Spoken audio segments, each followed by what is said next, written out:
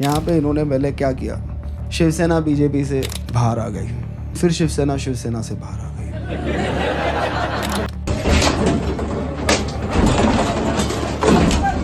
इस देश में सरकार से सवाल पूछना तो गुनाह होता ही था, लेकिन अब अपनी विचारधारा को भी रखना ऐसा जुर्म हो गया है कि आपको देश निकाला भी दिया जा सकता है। नमस्कार, मैं हूं मेघा हिंदुस्तानी और आप देख रहे हैं देश नीति। ताजा मामला महाराष्ट्र से निकल कर आ रहा है। कॉमेडियन कुणाल कामरा को एकनाथ शिंदे गुट के नेताओं ने, सांसदों ने देश बाहर निकालने की भी धमकी दे दी है। उन्होंने कहा है कि अगर कुणाल कामरा माफी नहीं मांगेंगे तो उनके साथ बद से बदतर किया जाएगा और उन्हें उनकी औकात दिखाई जाएगी। औकात दिखाने वाले, देश से बाहर निकालने वाले ये सांसद आखिर इस धमकी और गाली गलौज पर क्यों आ गए? क्या देश में सरकार से सवाल पूछना, आलोचना करना गुनाह है? चलिए गुनाह मान लेते, क्योंकि बहुत से पहले विपक्ष हो, बड़े बड़े लोग हो, हस्तियां हो, शायर हो, कवि हो, सामाजिक सेवक सेविका हो, अगर सरकार से सवाल पूछते हैं तो उन्हें ईडी सीबीआई की रेड मार दी जाती है। ये सलाखों के पीछे कैसे डाल दिया जाता है, इस बात से सब परिचित है। लेकिन अब सरकार के नाम पर उपहास करना, अपनी विचारधारा बताना भी इतना बड़ा जघन्य अपराध हो गया है कि आपको उनके सांसदों के द्वारा देश निकाला दिया जा सकता है। अब देखिए ना, कॉमेडियन कुणाल कामरा ने एकनाथ शिंदे पर मजाकिया लहजे में तंज कसा। ना इसमें कोई गाली गलौज की गई, ना इसमें कोई अभद्रता की गई और ना ही इसमें किसी भी तरीके का पर्सनल अटैक किया गया। राजनीतिक तौर पर अगर एकनाथ शिंदे ग्रुप, मैं कहूं कि अलग हुए शिवसेना से और फिर भाजपा के साथ आए, फिर भाजपा ने उन्हें दरकिनार किया, ये बातें तो अक्सर सबको ही कहा करते। अगर यही बात कुणाल कामरा ने महाराष्ट्र के हैबिटेट स्टूडियो से जनता के बीच रख दी, तो ऐसा कौन सा पाप हो गया कि ना केवल हैबिटेट स्टूडियो अनिश्चित काल के लिए बंद हो गया है, बल्कि कुणाल कामरा के खिलाफ एफआईआर तक दर्ज कर दी गई। सवाल है कि अभिव्यक्ति की आजादी, क्या अब इसका दमन पूरी तरीके से घुट चुका है?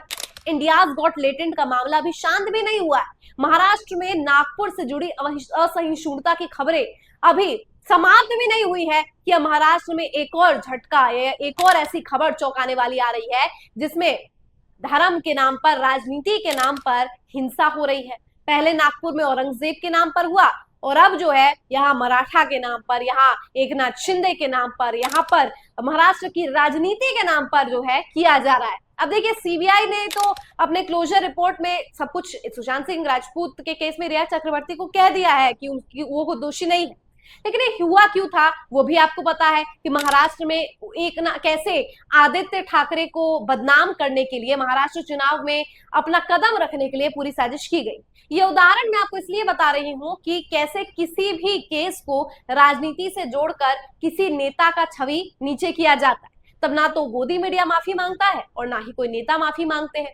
लेकिन अब जब कुणाल कामरा ने एक राजनीतिक उठापटक, जो कि एक फैक्ट पर बेस्ड है, ये कोई सब्जेक्टिव बात कुणाल कामरा ने नहीं कही है, ना ही किसी को अपमानित किया है, उन्होंने महाराष्ट्र की राजनीति के घटनाक्रम पर एक मजाकी लहजे पर तंज कसा है और उसके लिए उनके खिलाफ एफआईआर होती है, जहां पर वो बात कहते हैं, कॉमेडी करते हैं, वो पूरा का पूरा स्टूडियो बंद हो जाता है। स्टूडियो वाले कहते हैं कि उनको किस तरीके की धमकी आ रही है, कुणाल कामरा को पर्सनल तौर पर मारने की धमकी आ रही है, देश से निकाल देने की धमकी आ रही है और ये बड़े बड़े सांसद ये जो है देश निकालने की बात कर रहे हैं।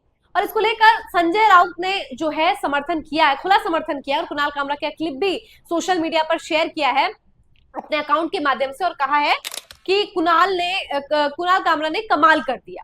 अब सोचने वाली बात है, मुख्यमंत्री देवेंद्र फडणवीस कह रहे हैं कि आजादी का मतलब ये नहीं होता है कि अनियंत्रित तौर पर कोई कुछ भी बोले जाए। यहाँ पर क्या गलत बोला गया है, मैं आप लोगों से भी पूछना चाहती हूँ। आपको कहीं पर भी कुछ लगता है तो कमेंट करके बताइए कि यहाँ पर ऐसी कौन सी गलत बात कही गई है जिसकी वजह से कुणाल कामरा को इतना बड़ा जो है एफआईआर हो रही है और इतनी गंदी गंदी बातें जो उनके बारे में कही गई। ये पहली बार नहीं है, इससे पहले भी कुणाल कामरा को कभी अर्नब गोस्वामी के मामले पर घेर लिया जाता है, कोई भी राजनीतिक टिप्पणियां करके घेर लिया जाता है। तो क्या इस देश में कॉमेडियंस भी मर जाए? क्या इस देश में सवाल पूछने वाले भी मर जाए? इस देश में आलोचना भी नहीं कर सकते, मजाक भी नहीं कर सकते, जो कुछ भी हो रहा है घटनाक्रम को वो स्वीकार करते रहो? अब महाराष्ट्र सरकार जो है एक मॉनिटरिंग रेगुलेटरी बिल लेकर आ रही है जिसमें सोशल मीडिया पर कोई भी उनके खिलाफ कुछ भी डालेगा या मिस इंफॉर्मेशन है, कुछ भी ऐसी चीज डाली जाएगी तो उसे बंद कर दिया जाएगा। मतलब सरकार अपनी मर्जी से लोगों के मुंह बंद करने का काम कर रही है। क्या महाराष्ट्र में अब लोग केवल कठपुतली बनकर रहना चाहते हैं? ये सबसे बड़ा सवाल।